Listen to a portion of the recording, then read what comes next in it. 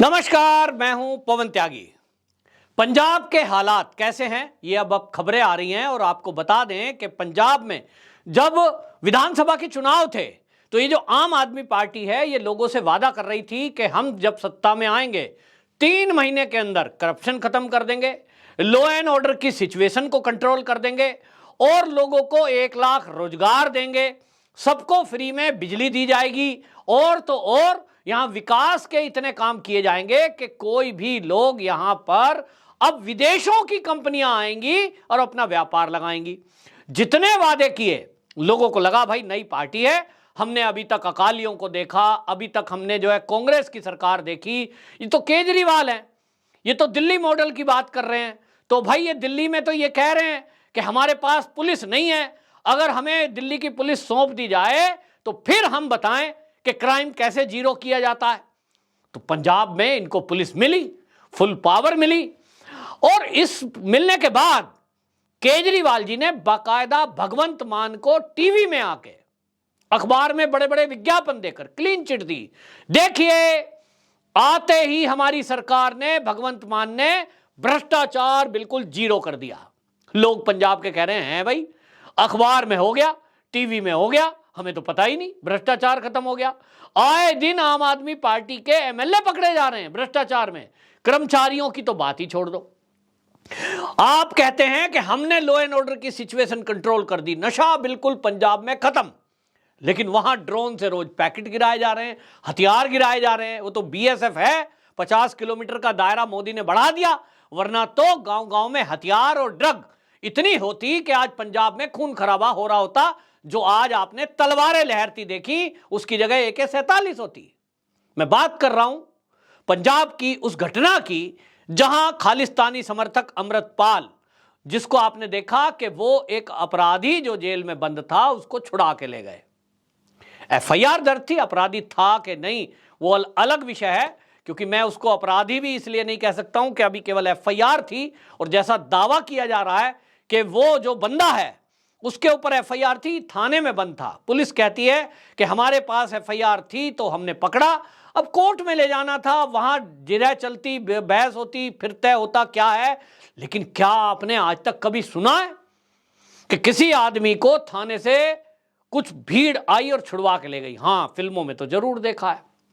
हमने ऐसा देखा है कि नक्सली एरिया में जहां नक्सलवाद ज्यादा है वहां भी कई बार यह घटना सुनने को मिली है कि वहां नक्सलवादियों ने 200-300 की भीड़ ने थाने को घेरा और पुलिस कर्मियों पर हमला किया और जो उनके साथी जेल में बंद हैं उनको छुड़ा के ले गए। ये घटनाएं सुनी है। लेकिन पंजाब में पहली बार यह घटना तब हुई है जब वहां आम आदमी पार्टी की सरकार है।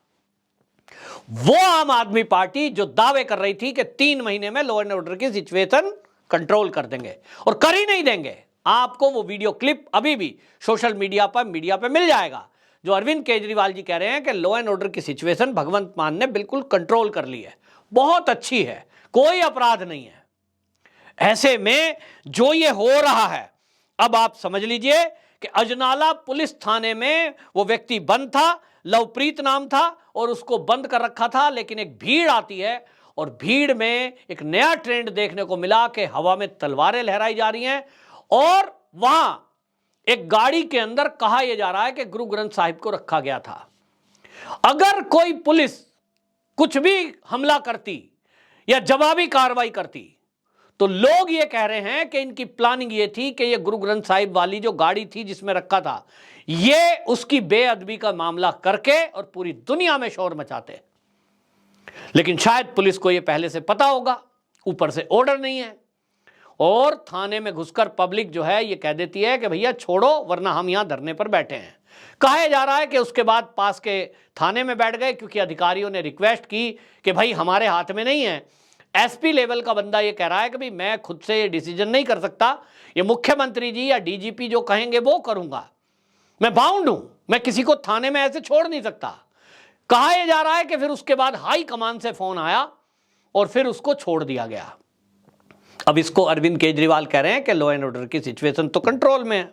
अब आप ताज्जुब माने, भारत के अंदर मैंने कहा ना, जैसे पंजाब में तो ये पहली घटना है, लेकिन अब पंजाब के लोग कह रहे हैं कि भाई हम तो ठग लिए गए, हमें नहीं पता था कि ये फ्री की बिजली इतनी महंगी पड़ेगी। आज लोग पंजाब को छोड़कर जा रहे हैं, जिनका ठिकाना, जिनके रिश्तेदार कोई विदेशों में हैं। मेरी कई पंजाब के लोगों से बात हुई है, वो कह रहे हैं हम तो भाई ये समझ चुके हैं कि अब ये आम आदमी पार्टी पूर्ण बहुमत की सरकार है, ये तो रहेगी, और ये बेअदबी के मामले में ये जिस तरह से विक्टिम कार्ड खेल रहे हैं, कोई इनका विरोध नहीं करेगा, और सबने तय कर लिया है कि भाई कुछ भी हो पंजाब छोड़ के निकलो। लेकिन दिक्कत है देश के लिए, देश की सुरक्षा के लिए, क्योंकि पाकिस्तान का बॉर्डर एरिया लगता है 4000 किलोमीटर। वो जो बॉर्डर एरिया है बहुत खतरनाक है देश की सीमा के लिए। खालिस्तानी मूवमेंट को जिस तरह चलाया जा रहा है, उस मूवमेंट में जिस तरह से तथ्य रखे जा रहे हैं, बात रखी जा रही है, और मीडिया में मीडिया वाले उनका इंटरव्यू ले रहे हैं, मतलब उनके लिए वो हीरो हैं, तो वो बयान देते हैं। अमृतपाल ने इंडिया टुडे को बयान दिया, उसने कहा खालिस्तान टेबू नहीं है और पीड़ा को खत्म करने के लिए यह मांग की जा रही है। राष्ट्रवाद कोई पवित्र चीज नहीं है, लोकतंत्र के अलग अलग विचार होने चाहिए। बात अमृतपाल की नहीं है, खालिस्तान भावना बनी रहेगी, आप इसे दबा नहीं सकते।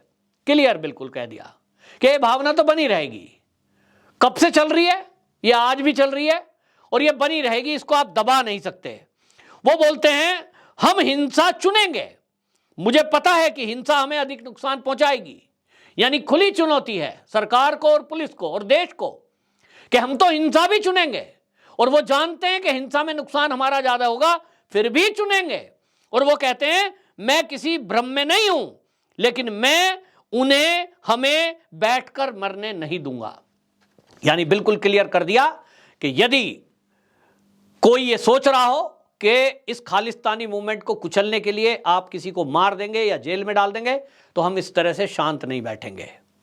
और ये आपने देखा है कि दुनिया के कई देशों में, खासतौर पे ऑस्ट्रेलिया में, कनाडा में ये हो रहा है कि वहाँ हमले भी हो रहे हैं, वहाँ सड़कों पे खुलेआम पाकिस्तान जिंदाबाद या तो खालिस्तान जिंदाबाद और भारत का मुर्दाबाद, मोदी के विरोध में ये नारेबाजी हो रही है।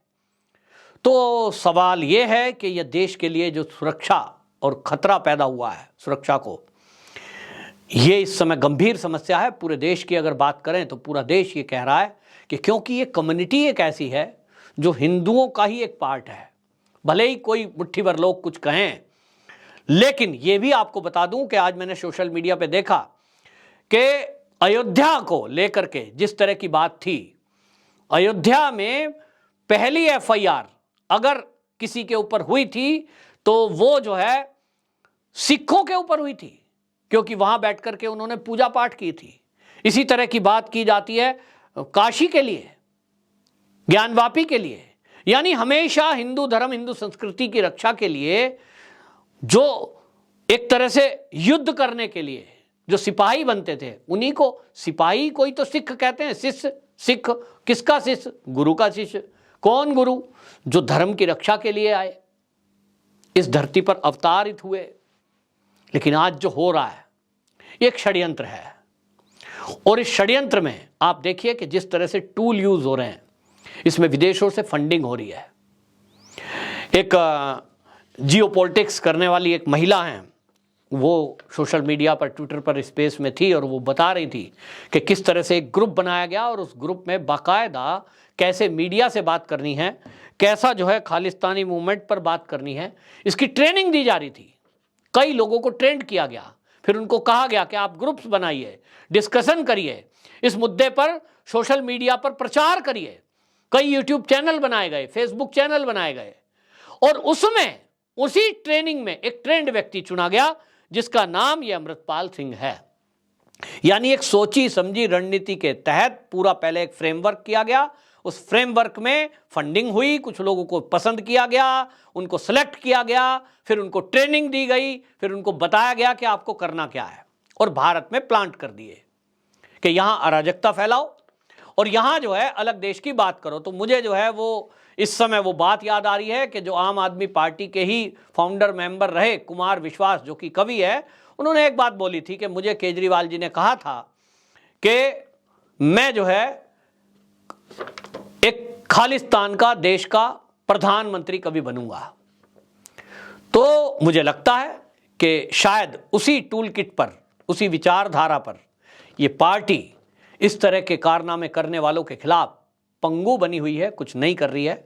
मुझे नहीं पता कुमार विश्वास ने जो बात बोली है उसमें कितना दम है और वो सच भी है कि झूठ है, लेकिन उस सब को मिटा भी दो तो आज के जो हालात दिख रहे हैं, सवाल ये भी है कि इस पर मीडिया में चर्चा हुई, लेकिन जुडिशरी में बैठा हुआ सिस्टम जो एक किसी व्यक्ति को लेकर के अगर भाजपा शासित राज्य हो तो स्वतः संज्ञान ले लेता है।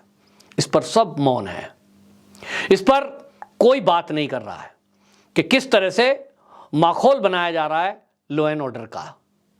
अगर एफआईआर किसी पर हुई है और अगर एक कम्युनिटी कहती है कि यह एफआईआर पुलिस ने गलत की है, अनफेयर है, तो क्या हमारे यहां न्यायपालिका नहीं है? क्या हमारे देश का संविधान नहीं है? और जब संविधान की बात आए तो यहां कुछ लोग ऐसे भी हैं कि अगर यही भाजपा शासित राज्य में होता या कोई संघ का इससे रिलेशन होता तो लोग कहते कि देखिए ये संघी हैं, ये बाबा साहब का अपमान कर रहे हैं, ये संविधान को नहीं मान रहे हैं, कोर्ट में क्यों नहीं जाते, खुद फैसला कर रहे हैं। लेकिन आज आप देखेंगे वही संविधान की बात करने वाले, संविधान की दुहाई देने वाले इस मुद्दे पर मौन है। उसके दो रीजन हैं। एक तो लोगों को लगता है कि इस पर टारगेट कर दिए जाओगे, इस पर यह भी लगता है कि कहीं ना कहीं आपके ऊपर हमला ना हो जाए। तो फिर जो ये चल रहा है, क्या फिर से एक बार 80 का दशक भारत देखने जा रहा है? ये मूवमेंट को भारत में आगे तेज किया जाएगा। कुछ लोग कहते हैं कि साहब नहीं, पहले भी ऐसे मुद्दे उठे थे, उसको दबा दिया गया था, आज भी ये मुट्ठी भर लोग हैं, इनको कभी भी रोक लिया जाएगा। दोनों समय में फर्क आपको बताता हूं। जो 80 का दशक था उस समय सोशल मीडिया नहीं था, उस समय विदेशों से फंडिंग भी इस तरह से नहीं आती थी, उस समय दुनिया की जो महाशक्तियां हैं वो भारत से, उनको उम्मीद ही नहीं थी कि ये कभी तरक्की करके नंबर 1 नंबर 2 पे भी आ सकता है। उनको लगता था ये तो पिछड़ा हुआ देश है, दबा कुचला देश है, इसको तो जब चाहे मसल देंगे। तो चीन और पाकिस्तान को भी ये लगता नहीं था, इसलिए वो ज़्यादा हाथ पैर मारते नहीं थे।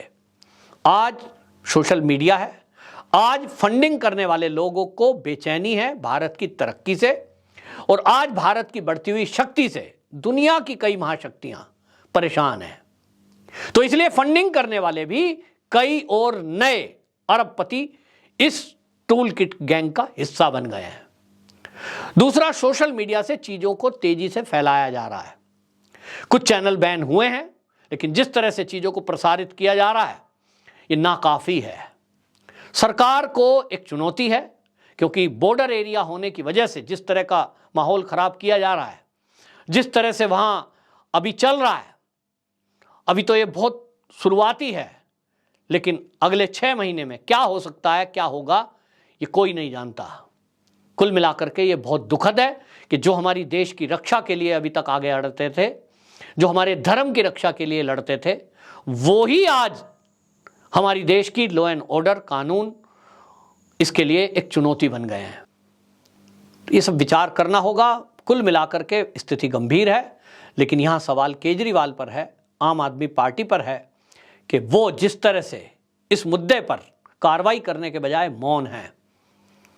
तो सवाल ये है कि जो ये कहते थे कि हमारे पास दिल्ली में पुलिस नहीं है, वरना तो हम सब कुछ ठीक कर दें, दिल्ली में एक भी अपराध ना होने दें, अब पंजाब में इस लॉ एंड ऑर्डर की सिचुएशन को वो कैसे टैकल करेंगे? और दूसरा, देश के लोगों के लिए ये आंखें खोलने का समय है कि देखिए, आप यदि एक पार्टी को आगे बढ़ाते हैं, वो कैसा फ्री का जो रेवड़ी है वो देश के लिए और उनके लिए नुकसानदायक हो सकती है। दिल्ली में जिस तरह के लगातार भ्रष्टाचार के मामले खुले वो हमने देखे, आज पंजाब को हम देख रहे हैं। 2024 का लोकसभा चुनाव आएगा, निश्चित जानिए कि आम आदमी पार्टी भी पूरे देश में अपने कैंडिडेट उतारेगी, और वरना विपक्षी जो एक महागठबंधन है उसका एक हिस्सा होगी। तो तब ये भी सवाल होगा कि ऐसे लोग अगर संसद में ज़्यादा संख्या में बैठ गए तो इस देश का क्या होगा? विचार जरूर करिए, अपनी राय जरूर दीजिए। वंदे मातरम।